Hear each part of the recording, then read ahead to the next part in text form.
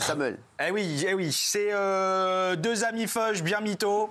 Ils boivent un verre comme ça. Et l'autre, il lui dit, alors, t'as fait quoi hier? Et il dit, bon, rien. Si, enfin, à un moment, j'étais chez moi, j'ai voulu une entrecôte. Et donc, j'ai appelé le riz, je leur ai dit, les gars, c'est David, préparez-moi la chambre 505, la plus belle, je veux une entrecôte, fumante, il arrive. Je commence à manger un peu et bon, il n'y avait pas de moutarde, donc je leur ai demandé la moutarde, mais ils n'avaient pas la moutarde comme j'aime de Dijon, donc j'ai appelé le bourget. Et je leur ai dit, avancez le jet, j'arrive, je vais chercher la moutarde, et bref, bon. Et toi, qu'est-ce que t'as fait? Il dit, non, moi, j'étais en boîte hier, rien, j'ai posé une bouteille, la plus belle bouteille, et là, à côté de moi, il y a Kim Kardashian qui a posé une bouteille à côté de moi et tout, et je vois quand même, elle commence à me chauffer comme ça, elle veut danser et tout, et tac, on commence à chauffer, pas. Et à l'oreille, elle commence à me dire, elle croit que je comprends pas l'anglais, elle me dit, I want sex with you. Je dis, comment sex with you? Elle commence à danser, elle me dit, never, now ou never. Je l'ai pris, ramené chez moi, et là, Kim Kardashian, pa. Bref, on s'éclate, on se met sur le lit, on fume une clope comme ça, et là, elle reçoit un FaceTime. Qui elle reçoit le FaceTime de... Kanye West. Kanye West. Laissez-moi faire. La fille du Super Bowl, là. Rihanna, elle lui dit, hey, I'm in Paris, you Paris, et tout. Et je vois que Rihanna, elle me voit sur le teco comme ça, elle dit, oui, is this beau gosse? Je dis, ah, là, je dis comme ça, elle dit, no, this is my man, no, I want to fuck Kim. Rihanna, elle vient chez moi, les deux, Rihanna, bam, Kim Kardashian, bam. Je lui dis, mais c'est quoi cette soirée de fou? Pourquoi tu m'as pas appelé? Il dit, j'ai appelé chez toi. Ta mère, elle m'a répondu, mais t'étais à Dijon, frère.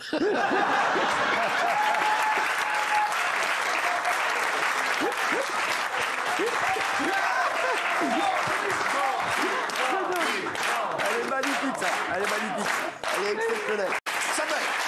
C'est un petit vieux, il va chez son médecin pour faire un check-up.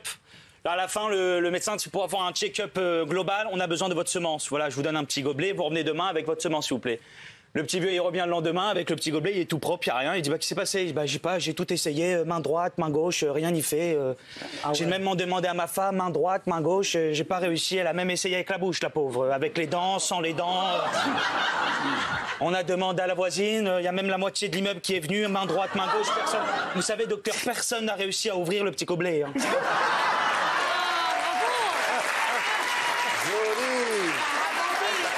C'est la Coupe du Monde des signes.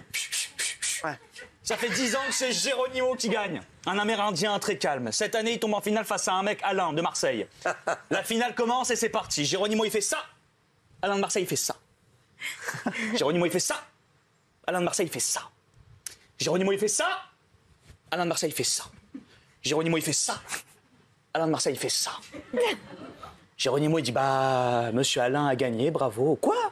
Ils vont voir, ils disent, mais qu'est-ce qui s'est passé? Bah, c'est très simple.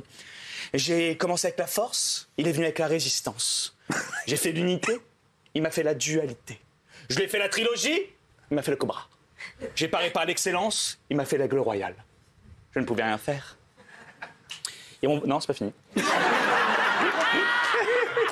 Ils vont voir Alain de Marseille.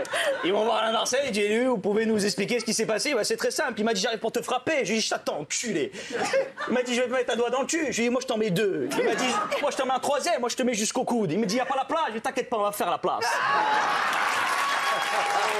C'est un ancien pré-retraite, mais il veut continuer à travailler. Il rentre dans une boutique bien gominé, costume, et il dit, bonjour messieurs, dames, je peux parler au patron s'il vous plaît? Oui, c'est moi. Bonjour monsieur, enchanté, je m'appelle Gérard Delmas, numéro 1 des ventes en France. Numéro 1 en vendeur, commercial, je vends tout ce que vous voulez. Il dit, non mais monsieur, on ne cherche pas de vendeur. Monsieur, s'il vous plaît, je m'appelle Gérard Delmas. Numéro 1 des vendeurs en France, numéro 1 commercial, je suis meilleur, prenez-moi. Bon, bah ok, il lui sort important, il dit, voilà, si vous arrivez à vendre ça, bravo. La journée passe, il commence à vendre, La journée, il n'y a pas un truc qui a été vendu. Le vendeur, il revient, il dit, bah alors, comment vous appelez déjà? Gérard Delmas, numéro 2 des vendeurs en France. Et je pensais que vous étiez du numéro 1. Je fais, non, le numéro 1, celui qui t'a vendu cette merde, là. Samuel. C'est un mec qui va chez son médecin, il lui dit, docteur, j'ai un problème. La semaine dernière, je suis rentré chez moi un peu plus tôt. Et j'ai vu ma femme dans mon lit avec mon voisin. Je suis parti dans la cuisine, j'ai pris un couteau, je vais les trancher les deux, je vais me trancher la gorge. Et là, docteur, un self-control, docteur. Je pose le couteau, je ferme le tiroir, je me fais un petit café, je réfléchis 5 minutes. Le lendemain, rebelote, je reviens un peu plus tôt, qui je vois dans mon lit ma femme avec mon voisin et mon cousin Germain. Là, je suis parti prendre le pistolet, je me dis, je vais buter tout le monde et m'envoyer une balle, j'en ai rien à foutre. Et là, docteur, un self-control, docteur. Je pose le pistolet, je ferme le tiroir, je me fais un petit café, je réfléchis 5 minutes.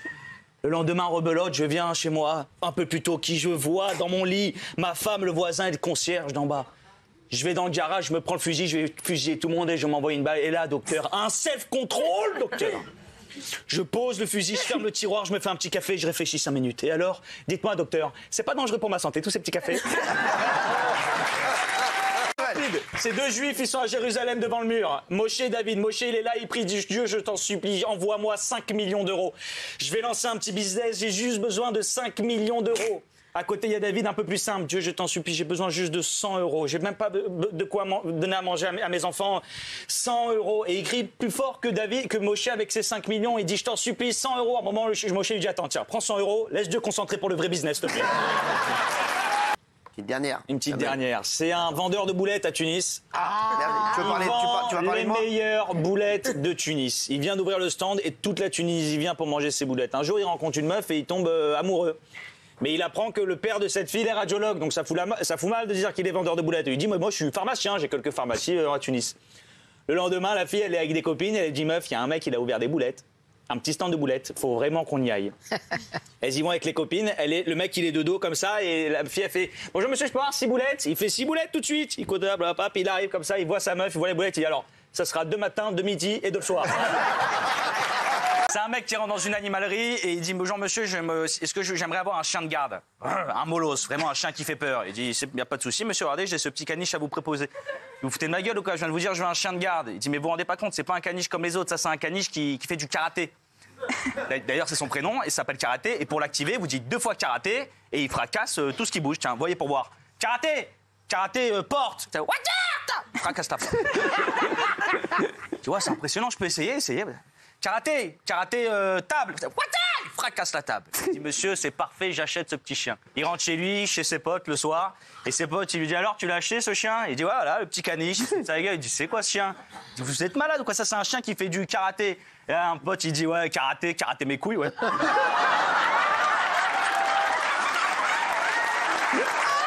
Samuel, oui. C'est 2 juifs qui ont un petit litige financier, pour changer. David et Moshe, donc ils vont aller voir le grand rabbin pour régler le problème. David, il parle au rabbin, il dit, voilà, monsieur le rabbin, on a un problème avec Moshe.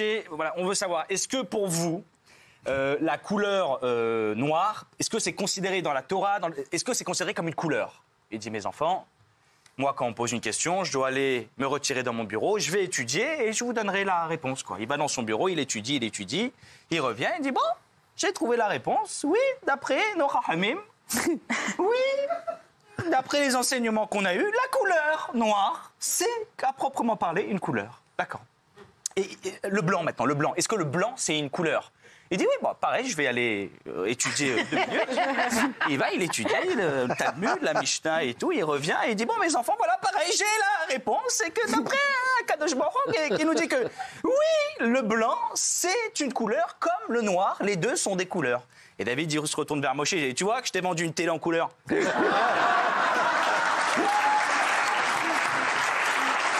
C'est un feuge, il prend un petit déj avec sa femme et sa femme elle lui dit tu sais mon amour, tu sais quel jour on est aujourd'hui? Elle dit comment bien sûr, c'est nos 35 ans de mariage. Quoi, tu t'en es souvenu? Je dis, mon amour, bien sûr 35 ans, je m'en souviens.